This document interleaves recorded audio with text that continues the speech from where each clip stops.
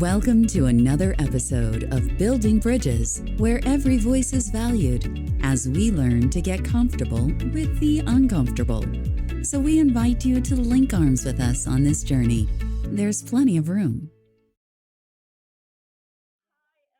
Welcome, everybody, to our fourth episode of Building Bridges, where every voice is valued. I'm Erica. And I'm Emily.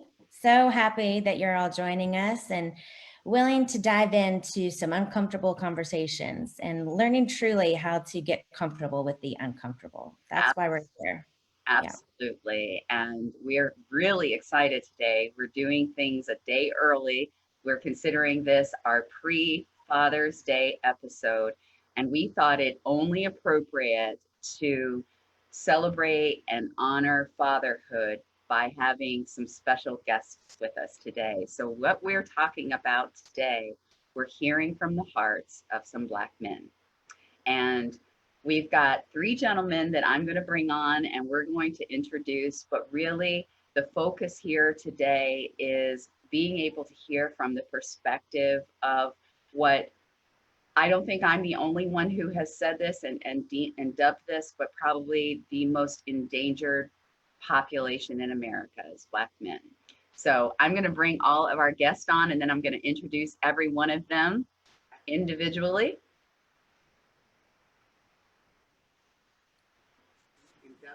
Yay, everybody. And hun, your settings are a little bit off right there.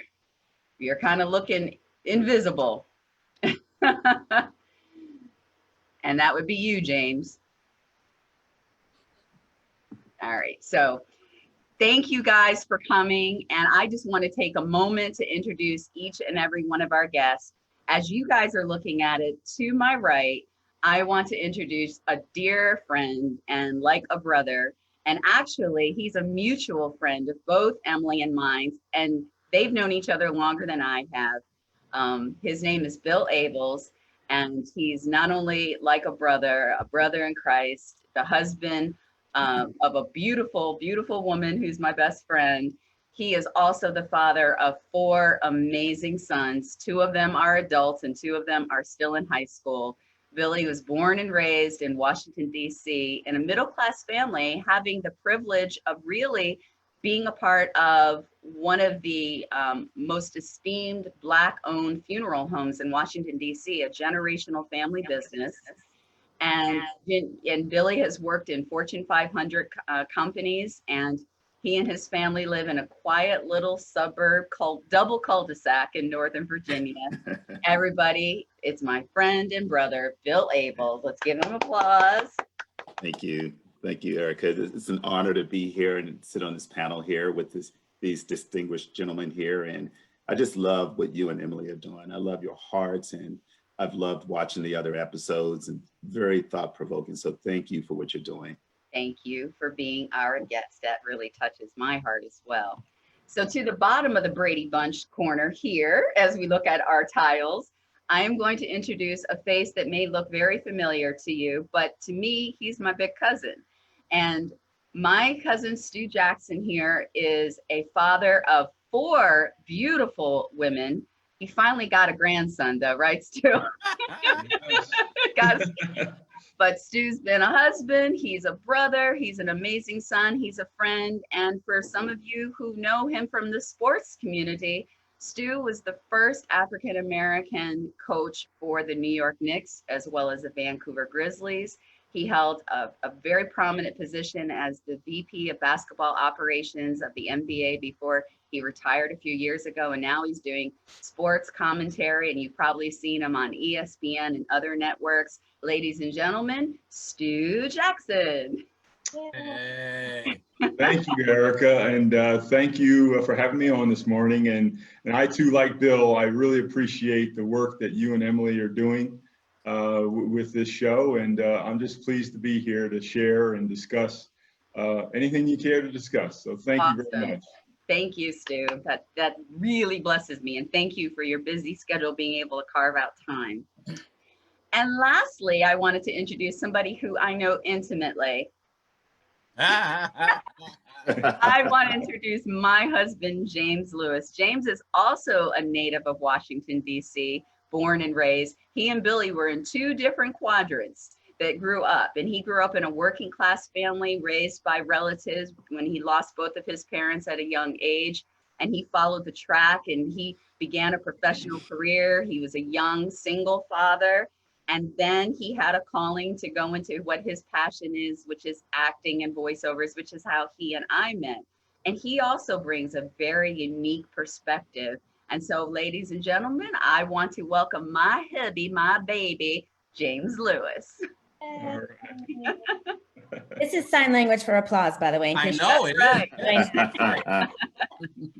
So welcome, guys. We are so grateful. We are so thankful. And we want to take every moment that we have here today on this platform to hear your hearts. But Emily and I were talking, and the reason why we felt this was really important is that all of us of color can agree that historic and amazing things we never saw, we never thought were going to happen in our lifetime are happening in the country and are happening global wide. We are calling the issues what they are. We're not just saying the R word, we are calling racism what it is. And while there is a lot of focus on the results or the consequences of what is happening in the lives of unarmed men and excessive police brutality, we know that systemic racism and prejudice is so much more. But I brought up to Emily because we have very thoughtful discussions, and she also shares some perspectives with me that I would not know from some of her white friends, and just based on her own life, that even as this is a layered learning experience for a lot of people and discussions are occurring, sometimes people still maintain a stereotype or a preconceived notion. And there's a lot of yeah buts. So they hear of these murders, they hear of these circumstances of racism, and in the back of their mind is, yes, but what did that man do? How was he dressed? What was he up to? There had to be something that he was doing wrong to deserve the actions that were taken upon him. And that's just clearly not the case. So I wanted a part of the population that I have deemed as the most endangered people group, species, particularly in America, Black men, to come and share your voices. And you all are not what people would perceive as a threat. You're professional men, you're accomplished, your fathers, your neighbors, your individuals, you have positions of notoriety, and by all accounts, people might think of you as being safe. But even in all of those places that you've been and you've done and you've accomplished, you individually have had your unique experiences with prejudice and racism in your lifetimes. And that's where we want to start today, to pull back the blinds and let people hear that it is not just a justified reason why a man's life could be taken or there's some action of systemic racism and prejudice, that it can happen to anybody. So with that, I believe Emily is going to open up with some questions for you guys. Sure. Yeah, thank you so much. Again, so honored to be sitting here among you, amazing individuals, my brothers and my sister. So thank you. You know, I think as we are having these conversations, one of the tensions that keeps coming up is I'm hearing my Black brothers and sisters say, I'm tired of telling you examples of what happened to me. If you don't believe these things are happening, then we need to have a different discussion. And so I don't even want to necessarily go there unless there's something that you want to share going forward. But I think as dads, because this is pre-Father's Day, again, happy Father's Day. I don't know if we've said that live or not. That's right. We said it off camera. Happy Father's Day. Happy Thank Father's you. Day. Thank you so much.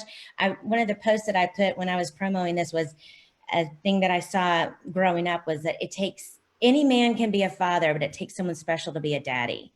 And from what I've heard of your families, you men are daddies, and that's just such a sweet gift. So as a daddy in America right now, as a Black man, can you share what it does to you when you see, as a father, from a father's perspective, these stories come up time and time again? What does it do to you? How do you not go into a pit of despair, truly? What's your coping mechanism? What can you share about that? Well, I know from my perspective, we've dealt with this for so long. We have experienced this for so long that it is almost, I guess, status quo. We're used to it. I guess there becomes maybe some type of,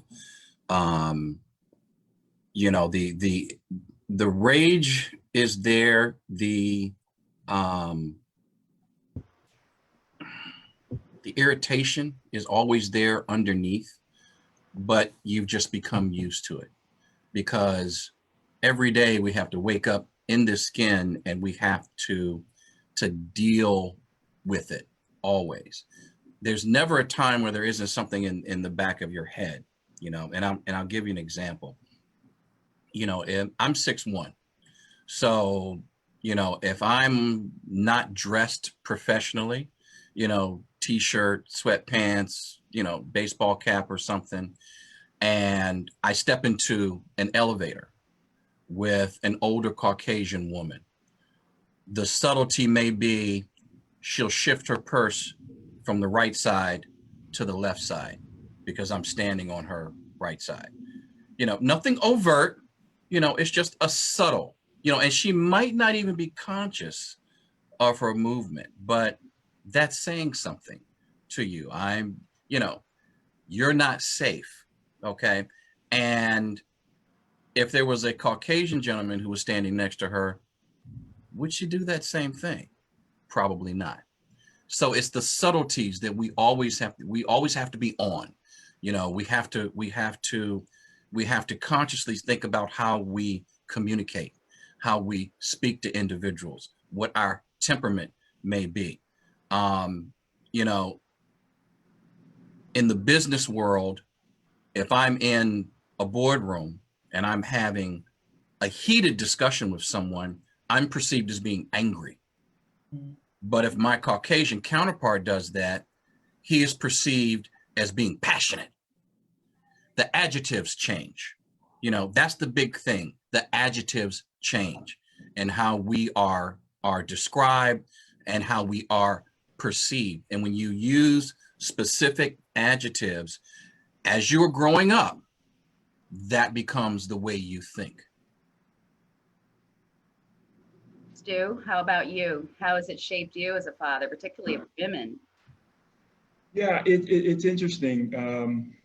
You know, during this time, you know, many of these issues have come up that many of us have dealt with as men for, you know, the past 30 and 40 years. And, you know, as I listened to Emily's question, I was reflecting upon just an example of, again, some of the things that we as Black people go through as it relates to systemic racism.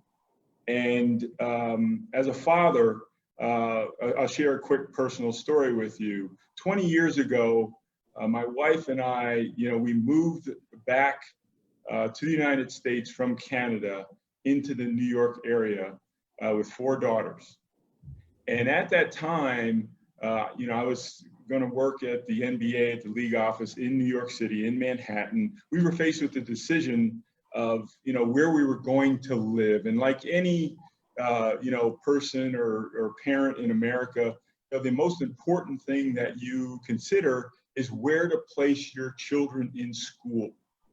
Well, as we all know, living in New York is very expensive. So you're faced with this decision. Do you place your children in private school, okay, which at the time, you know, we had 4 daughters. You're probably looking at anywhere from $25,000 to $30,000 per year per child. Oh my God. Or do you place them in a public district, which we all know public schools in America, just on the level or some of the worst in the inner cities and metropolitan areas, you know, in the country. So, you know, putting them in a public school in New York City or one of the boroughs or even outside the city, for us, if we're really taking care of the education of our children, was not an option. Now, when you talk about systemic racism, most school districts, most public school districts, are primarily funded by property tax. So therefore, you know, public schools in the city do not have the types of resources, the extracurricular activities, the quality of teaching that you may get in school districts elsewhere that are spending, that have a higher tax, property tax, requirement. In those districts, you're going to get better quality public schools. So we made a decision, look, we're going to forego spending that money to put them all in private school, because we're going to have to pay for 4 college educations. And we're going to look for the best public school district that, we can find. And we narrowed it down. And as you might have guessed, all of those top public school districts were primarily white. So, we knew what we were doing. We didn't like what we were doing, but we moved into a primarily white neighborhood in a school district that spent $18,000 per student, which is at a private school level. And because it was the best district, in the area that was accessible for me to commute into the city, and, for my wife to have access to her employment place. So that's what we did. But we should not have been faced with that decision. So when you talk about systemic racism, that, the educational component is just one area whereby, systemically, we're at a disadvantage. I want to put my children in a district that has a quality school district and has a diverse, ethnicity that, they can both learn and develop and grow. But if I want the best, I have to move to a white school district. That's just not the way things should be, and just one of the parts of systemic racism that need to be addressed in this country. Billy? Let me share a little bit about, my story. So Erica, as you mentioned in an introduction, I grew up in DC, right? And so for me, as a child, I really never had the opportunity to experience racism, right? Because DC at that time was Black, right? In fact, they called it Chocolate City. Chocolate City. That's right. He's from Northeast, I was from Southeast, right? And so my neighborhood was Black, my church was Black, my school was Black, like my environment was completely Black. And so I just didn't have the opportunity. I heard about racism, I saw it on TV, but really didn't experience it. And so for me, when it came time to choosing a college, as you know, I was accepted to Howard, I was accepted to the U, right? Got a rep. And so it was a no-brainer for me, because I wanted the opportunity to experience different cultures, something different from what I was accustomed to. And it was the best decision of my lifetime. Even at the University of Miami, I saw some racism, but didn't really experience it on a personal level. It wasn't until, I would say it was 1988, I can recall an incident. I was on the New Jersey Turnpike. I was in a rental car. I was driving up to East Orange, New Jersey to visit a friend, and I got pulled over by a police officer. And I wasn't speeding, and so I didn't know what I had done. So when he pulled me over, he told me that I changed lanes without putting my signal on, right? And I was like, all right, cool. So then he asked, hey, so where are you going? I told him where I was going. And he says to me, hey, well, look, do you mind if I check your car, right? If I check it out, everything's okay, I'll let you go, no ticket. And at the time, I'm 23 years old, I'm thinking of money, and I'm cheap and not trying to pay for a ticket. So I'm like, sure, go ahead and check the car. I've got nothing in it. He checked the car, everything was okay, and he let me go. But over the years, I think about that today, like what would I advise my son if he were in that situation, right? Because there are two things. Number one, it was a rental car, so I have no idea what could have been in there already.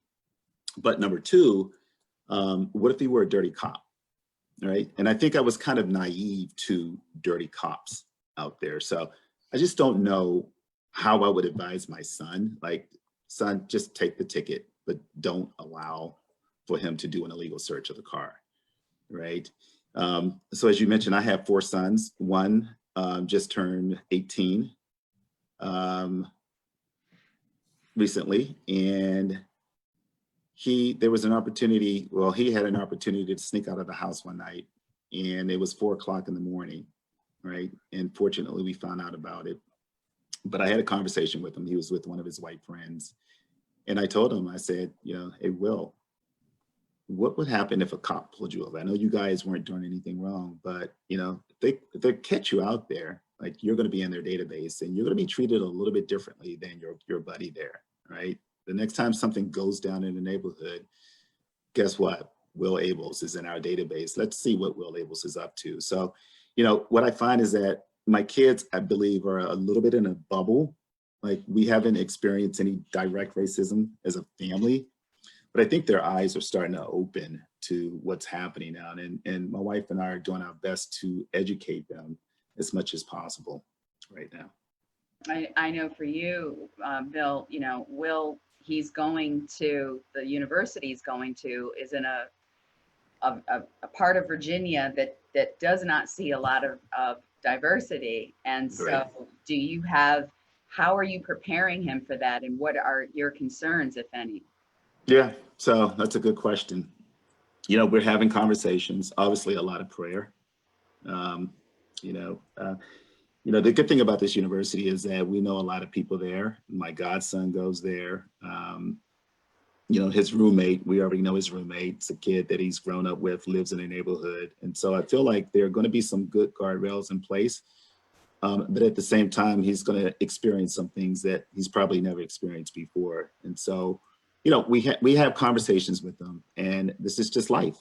But, at the end of the day, we're just bathing in a lot of prayer and trying to encourage him to do the same. So I want to know from you, gentlemen, the past 3 weeks, with the height of the protest and the coverage, I know for me, hearing the recognition from companies and prominent places in society addressing Black Lives Matter, addressing racism, even if it's just the thing to do right now to be politically correct, it has had I have emotional response to it. Like, whether this is disingenuous or not, it's somewhat healing to me. But that's me. I know that there are a lot of Black people who are feeling a lot of emotion with everything that they are seeing. Can you gentlemen speak to that? Because I know that the heart of a Black man is something that often doesn't get shared or an opportunity. And the emotion that you may feel is the emotion that many fear. It's a start. It's a start. It's a good start, but more has to be done. So you've made the statement. We applaud you for that. Now, what is your action going to be? What is your action going to be after you've made the statement? And you and I have had these conversations where we've looked at companies who have an all Caucasian board of directors, an all Caucasian C-suite, an all Caucasian management team underneath of that. And, one company in particular that I'm not going to mention their name, but when the CEO was asked about that in a company meeting, what are you doing from a diversity standpoint? Because this is what we see. And in that room, there were African Americans, there were Asians, there were Latinos, there were individuals from the Middle East. And this was a highly diverse group. And the CEO stood there and said, well, I don't see color. That's a problem. That's a problem. Okay. Now I want to touch on two things real quick. When you hear that statement, and I guess there are some people who feel that if they say that, I'm okay because I don't see you and I don't see color. Well, when we wake up every day and we look in the mirror, we see color. We have no choice but to. You have to. And unless you are consciously making an effort to provide opportunity to minorities, you look back and you have a company full of you. And it's that subtlety that's there. And I want to touch on this real quick, because I remember that I had this debate with a vice president early on when I was working in business, and we were talking about affirmative action. And he thought affirmative action was about quotas. Oh, we need to get, no, that's not affirmative action. And he could not grasp the concept of affirmative action. I said, affirmative action is providing opportunities. So that means that when you're going out recruiting, you're not headed to, just Harvard or Yale to recruit candidates. You're going to historically Black colleges and universities, and you're recruiting from there. You're recruiting where there are pools of qualified individuals, because it's not about just putting somebody in a spot. And this is where a lot of debate comes back and forth. Oh, you were just given that because of affirmative action, but you really aren't qualified. And I'm sure it happens. But Yeah. it's going out and finding those candidates and looking intentionally to give them opportunities, where that opportunity hasn't been presented to them. Billy was stating, we grew up in DC, so we dealt with primarily an African-American everything. But my first year of high school, I went to Gonzaga, Catholic high school, college prep. And boom, all of a sudden I was a minority. And I mean a minority. And I remember my freshman English class, Mr. Cannon, every Monday, he would ask us what we watched on TV, and we would have a discussion about whatever show we watched. Well, this was the time that Roots came on television, premiered for the first time, Alex Haley.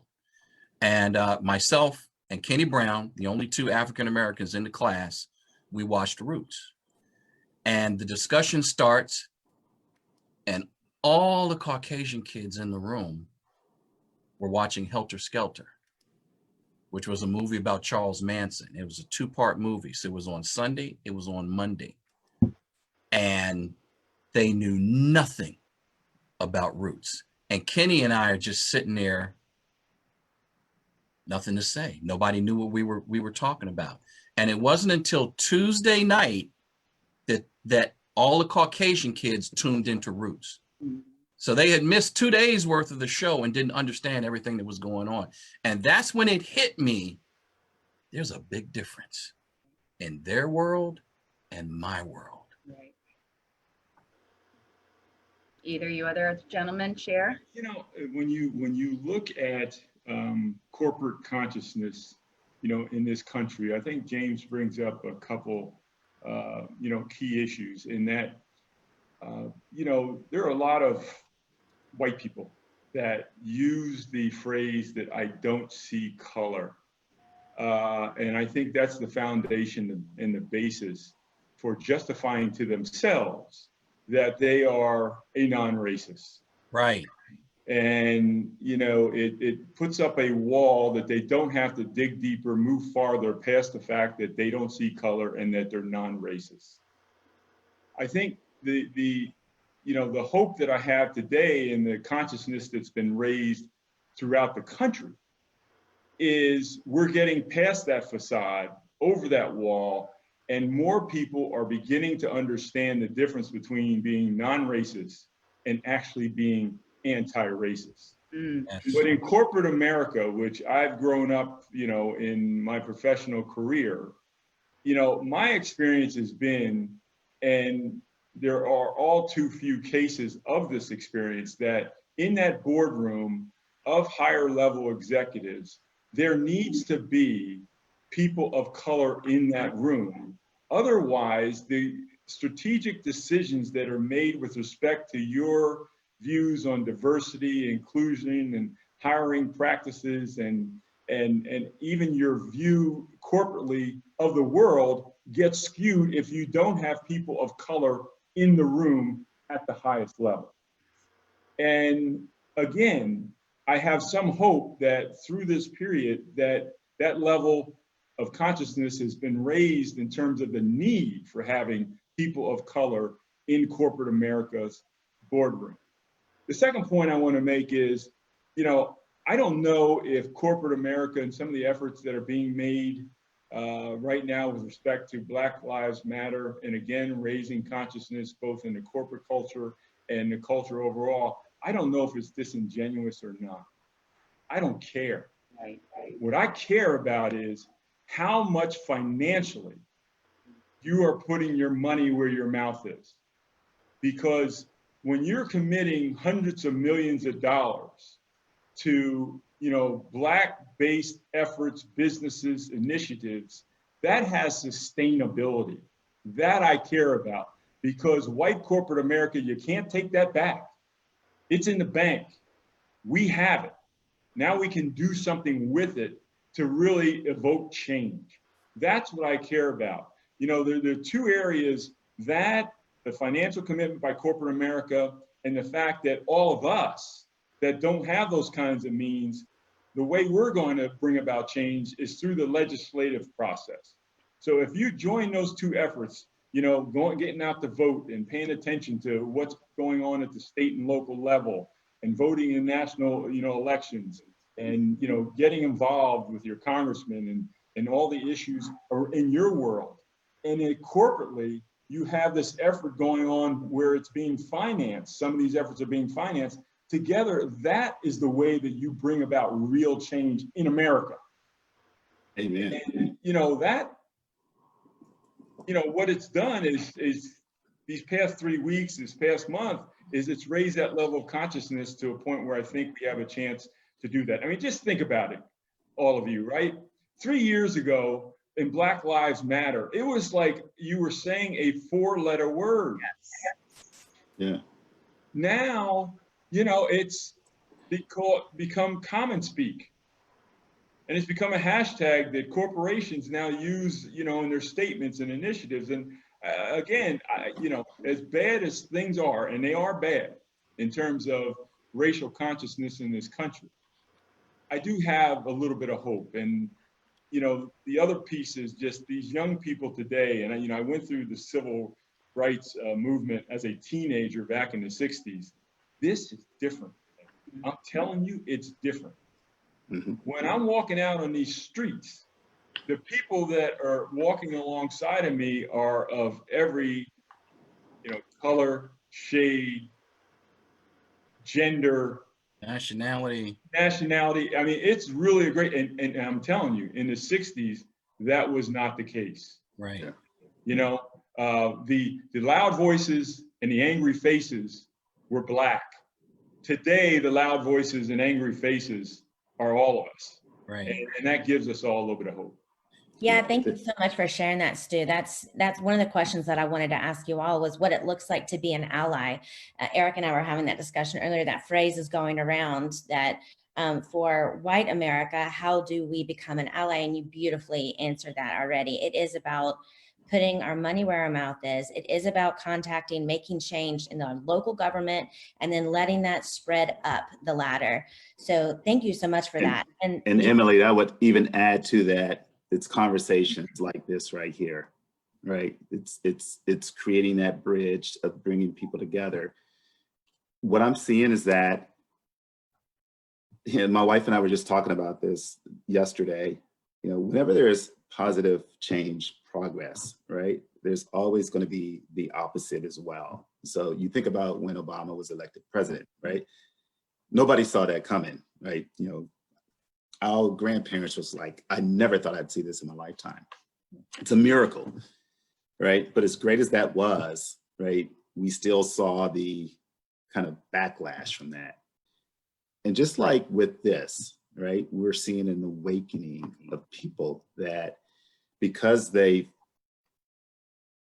world has stopped and they've slowed down enough where they can see this thing happening, it's kind of like that aha moment. And so a lot of people now have empathy. A lot of people are seeking understanding. But what I'm seeing at the same time is that a lot of people are doubling down and are just, they're incensed, they're mad, right? And so we have that kind of counter to this as well.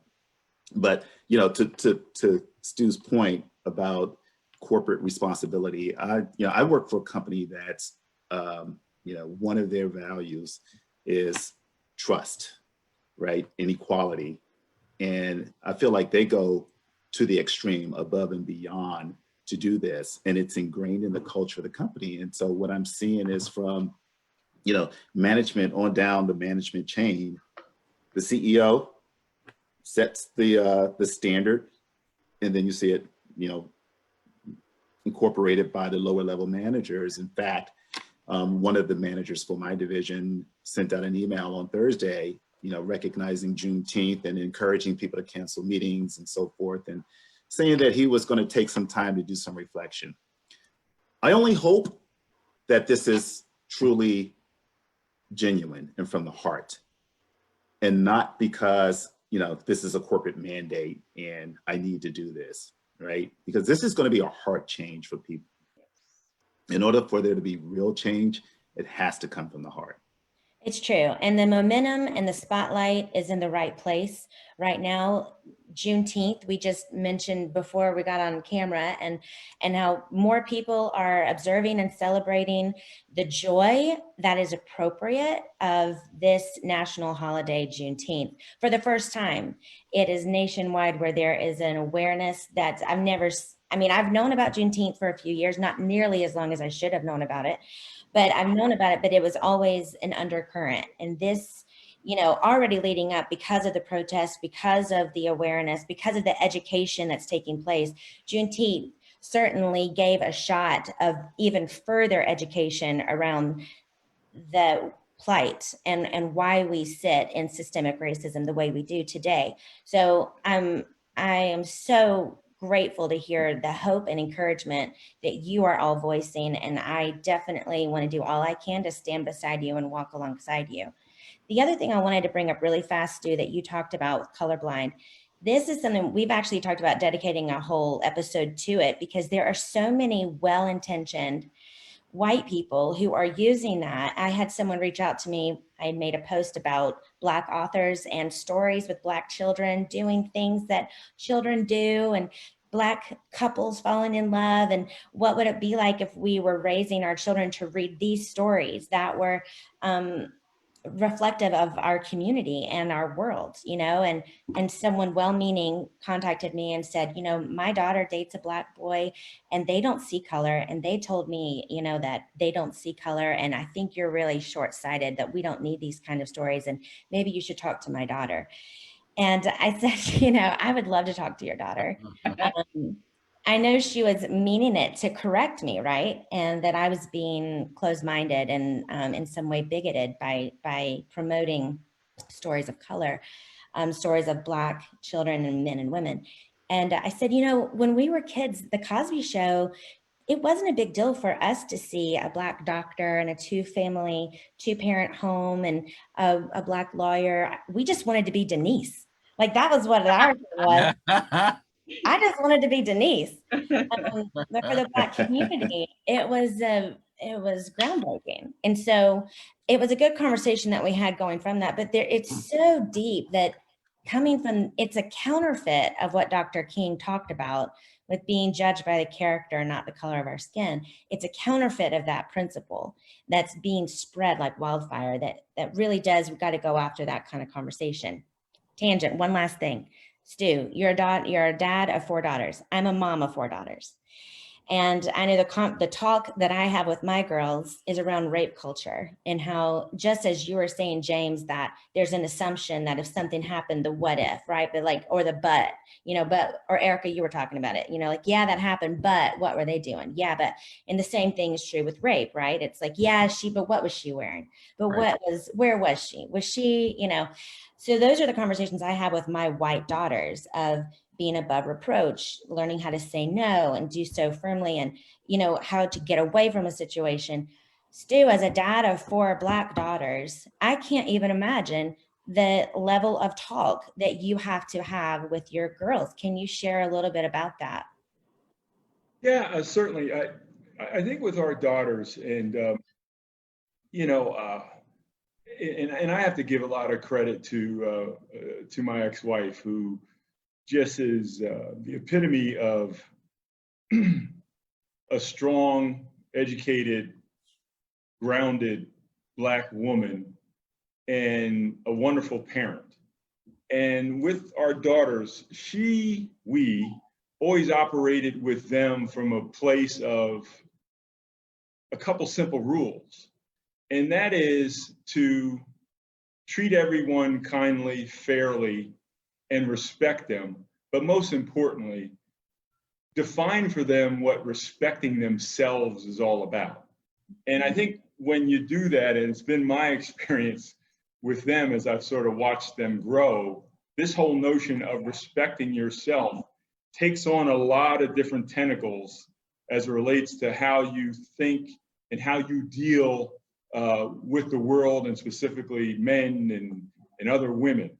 And if you're grounded in a place where first and foremost you respect yourselves, well, that will precipitate certain responses as it relates to bad things that happen to you. And it was just a simple thing that my ex-wife used to talk about all the time, but boy, was she right.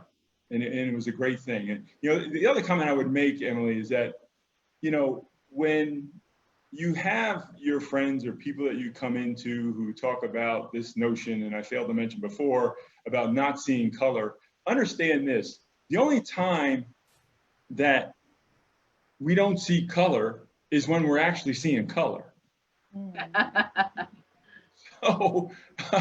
So I mean, that kind of goes out of the window. The key is that so good. Can you just say that one more time? That took some time to sink in what you were saying. Say that again. The only time you don't see color is when you actually see color. And I had to, brew on that a little bit myself. Pastor from the Rock Church in San Diego, California, said that about a week ago, and it was a big aha moment for me. But I think we all have to look at what that really means.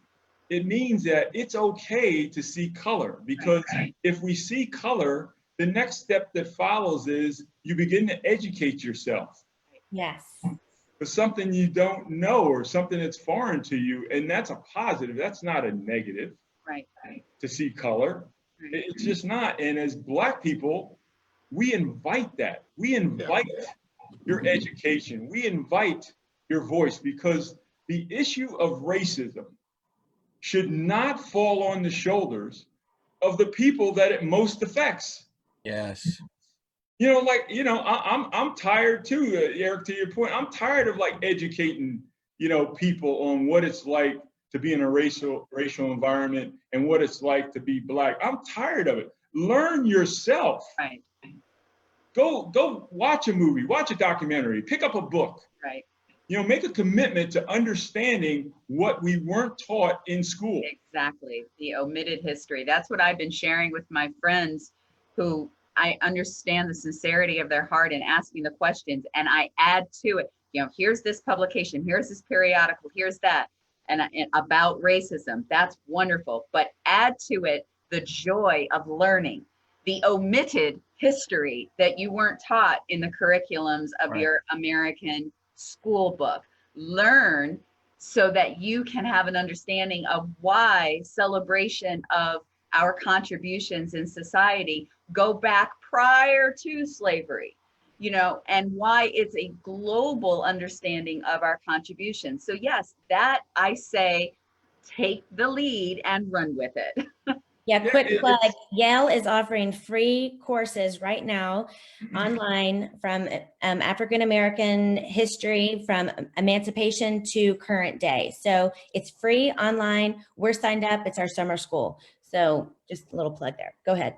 Yeah, no, the whole educational part, you have to self-educate it, because if you leave the education up to the way that we were educated when we all were in school, as you get older, you realize that narrative was a really false one.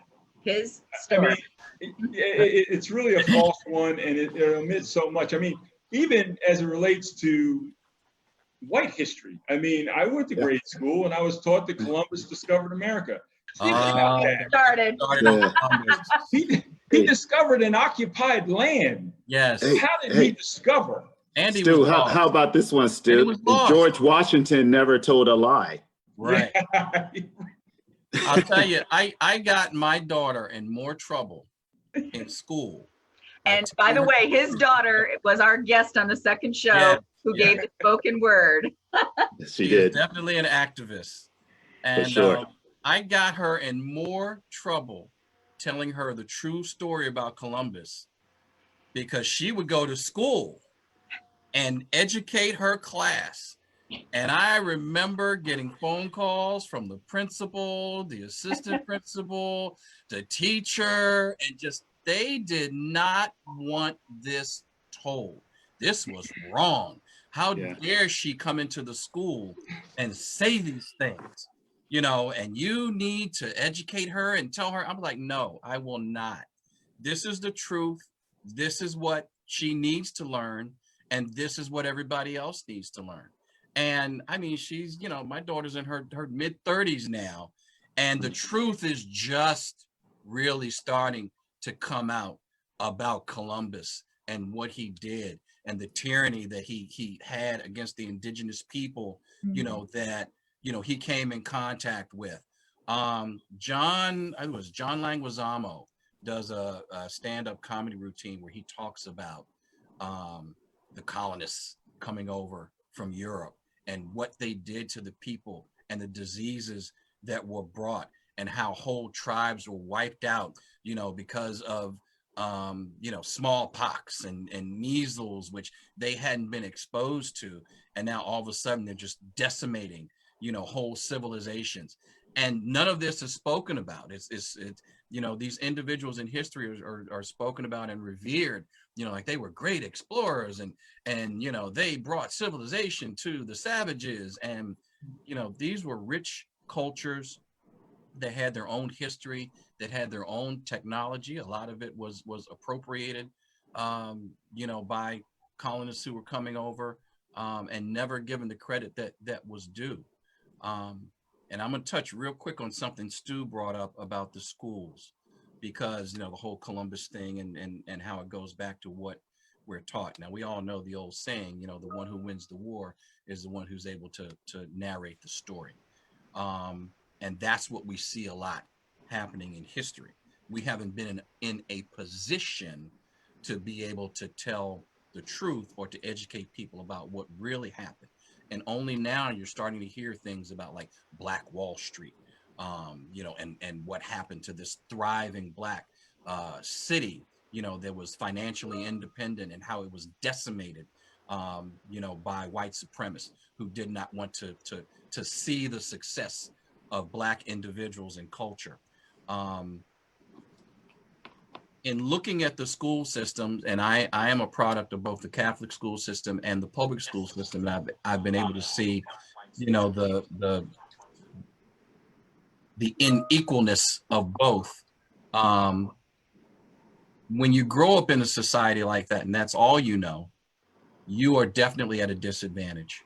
You are definitely at a disadvantage. I was just having a conversation with a young man who was majoring in human resources management. I said, let me tell you something. I said, never look down on someone who has worked their way up in the corporate world just because they may not have a degree. I said, because they may not have had the financial opportunity to pursue higher education. Doesn't have anything to do with their intelligence, their ability to learn. You know, they just don't have that piece of paper. I said, so don't look down on them because of that. And I implore you to be an advocate when you get into the job market, okay, to take that in consideration in people that you are seeing, because a lot of times we just didn't have the opportunity. And when you don't have that opportunity, you wind up with generations that haven't been able to lift themselves up. Right. Well, mom and dad didn't go to school. Mom, you know, worked as a housekeeper and dad worked in a factory. They didn't go to college. So they don't have any advice for you to go to college.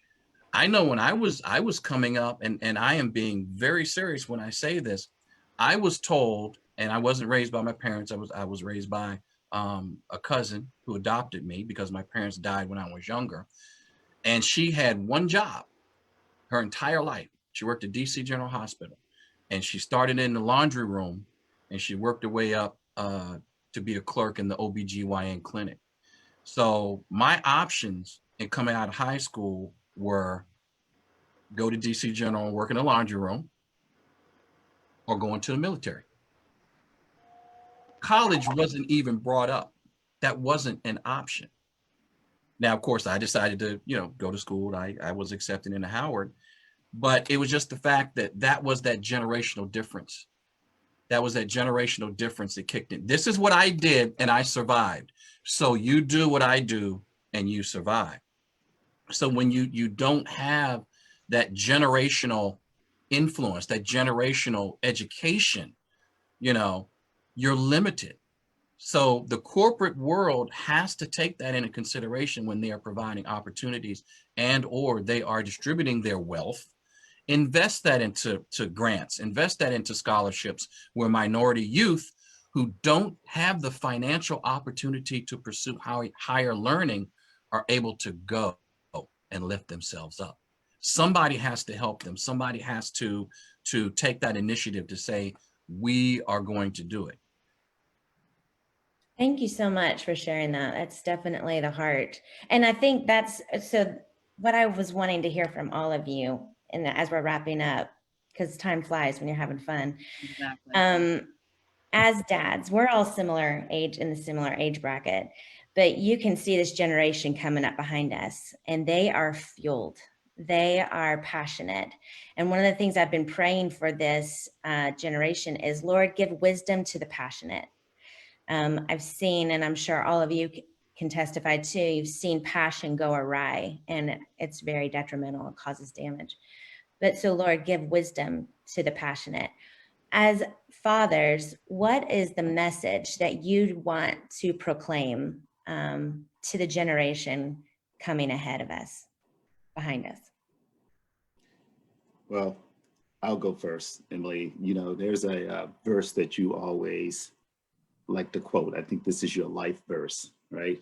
Act justly, right? Love mercy, walk humbly with your God. And so that's what I really try to impress upon my children. But as we're going through this crisis right now in our world, I think the one thing that I would really emphasize to them is grace, right? Because just like with this COVID-19 thing, we're still trying to navigate this, and it's like we're figuring this all out together.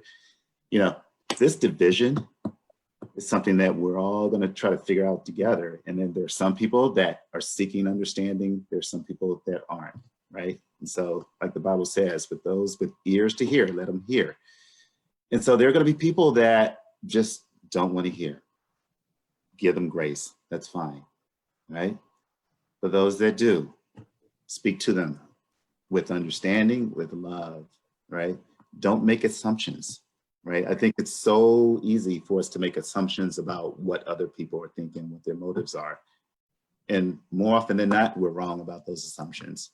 So, I would just really challenge my children to try to put yourself in the other person's shoes, right? Seek empathy and understanding, give them grace and forgive.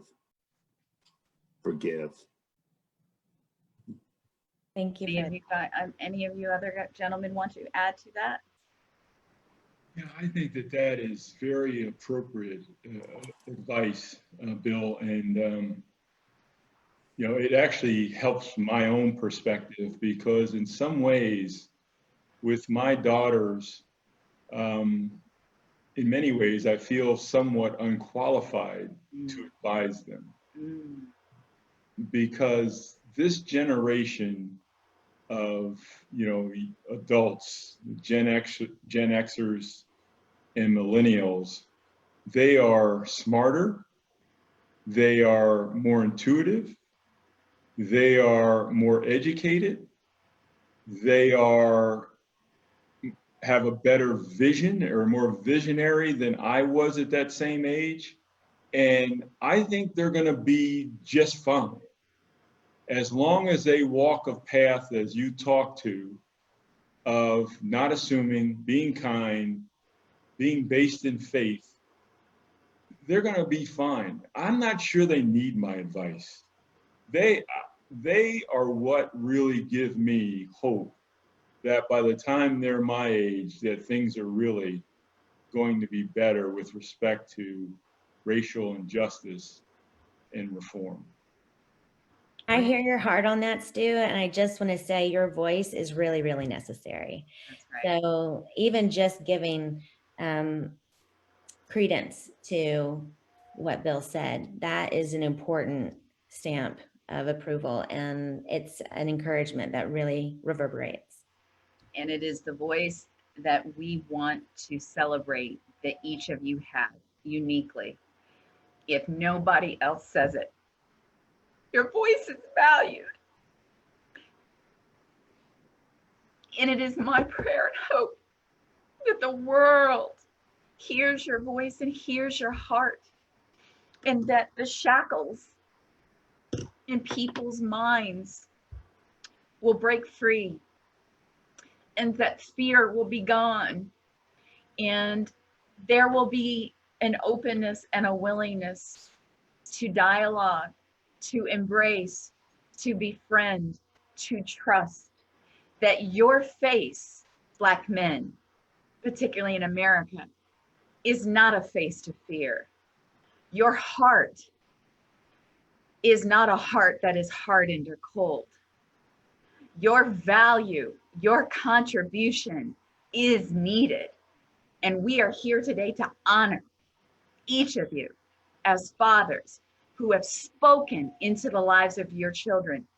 And as they are all adults or are growing into adulthood, daddies, your voices will always need to be heard. So thank you. Thank you, Billy.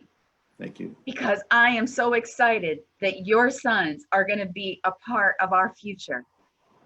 Thank you, honey, for what Ashante is doing and what she is displaying and being an example for her two daughters. Your impartation. Stu, don't ever stop and think that they don't need you, because as much as Janet has imparted into them, oh, but the daddy's love and protection and confirmation that you have given your girls is why they stand strong today. So thank you, men. Thank you. And I love you both, all of you. And you too, honey. Love you. I was trying to figure out which both you were talking about. Oh, we love you. I love you both, as I said earlier. I mean, you two ladies are amazing, absolutely amazing. I love your hearts, and I just love the impact that you're having on. And Emily and Erica, you know, and I said this to Erica the other day, please keep doing what you do. It's so important. You guys are a great team and a great representative of what we want relations in this country to really be about. So thank you. Yeah. Thank you so much. Please give Gavin our love, and that is, I'm referring to Emily's husband, as he is an amazing father of 4 beautiful daughters. So on that note, we want to close out our very special pre-Father's Day episode of Building Bridges, where every voice is truly valued, every expression. Thank you all for being on this journey with us today. And, you know, there's always room, and we welcome it. And we will close out today, and we are excited for seeing you and hearing and sharing with you the next time. We encourage you to use this as a tool to help you bridge those dialogues that may be uncomfortable, and start to put on a cloak of understanding that it's okay to be wrong, but it's not okay to be silent. So bless you. Thank you. Emily, girl, I The love Christ in me is the Christ in me, is the Christ in you. And that's why we can do what we do. And the ground we walk together is holy ground. It's holy ground. Yeah. All right. Thank you so Thank much. you. Bye, Thank you gentlemen. both. Thank you, Bye-bye. ladies. You're doing a Thank you. phenomenal job. Thank you, hun. Bye, gentlemen. Well, Bye-bye. bye-bye. Bye. Take care.